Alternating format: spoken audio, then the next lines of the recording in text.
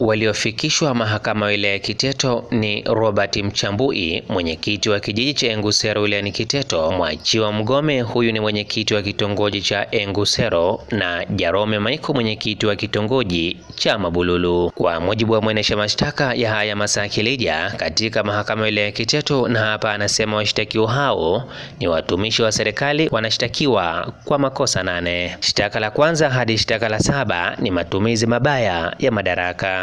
Shtaka moja ni uhujumu uchumi. Amesema watuhumiwa wametenda kosa kinyume na kifungu cha 31 cha sheria ya kuzuia na kupambana na rushwa kama ilivyofanyiwa mapitio mwaka 2022. Maelezo ya kosa ni kwamba watuhumiwa hao waliuza ardhi ya kijiji ekari 10.5 kwa kukeuka kifungu cha sheria namba 8 kifungu kidogo cha namba 5 cha sheria ardhi ya kijiji sura namba 114 kama ilivyofanyiwa marejeo mwaka 2019. Mwendesha mashtaka Masakilija mbele ya hakimu mkazi mfawidhi wa wilaya ya Kiteto Boniface Lyamwita amesema watuhumiwa hao kwa nyakati tofauti walitenda makosa 8 kwa maksudi wakiwa katika maeneo yao ya kijiji ya Engusero. Akisoma kosa namba 8 ambalo ni ubadilifu wa fedha kiasi cha shilingi milioni 2.6 ambazo zimepatikana kwa kuuzwa kwa ardhi ya kijiji kinyume cha sheria. Kosa la 8 ni ubadilifu wa fedha kiasi cha zaidi ya shilingi milioni 2.6 ambazo zilipatikana kwa kuuzwa kwa ardhi ya kijiji kinyume cha sheria. Hata hivyo, dhamani ya watuhumiwa hao ipo wazi, lakini washtakiwa wameshindwa masharti ambayo yalitajwa. Kila mtuhumiwa adhaminiwa na watu wawili ambao ni watumishi wa serikali na wao wana fungu la shilingi milioni 5. Hivyo nje ya mahakama tumezungumza na baadhi ya wananchi na wanaeleza ufahamu wao.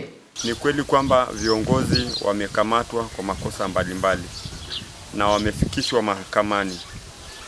Ninaona kwamba wanapofikishwa mahakamani sheria ifuate mkondo wake. Nachokumbuka kwenye uchaguzi uliofanyika tarehe 27 Novemba mwaka jana, mara tu baada ya uchaguzi na viongozi waliopatikana waliitwa na kupewa semina elekezi. Kwa hiyo walipewa namna ya kuyafahamu majukumu yao, lakini pia kwenda kuyatekeleza. Kiripotia Dodoma TV kutoka hapa viunga vya mahakama vilivyopo wilayani Kiteto mkoani Manyara.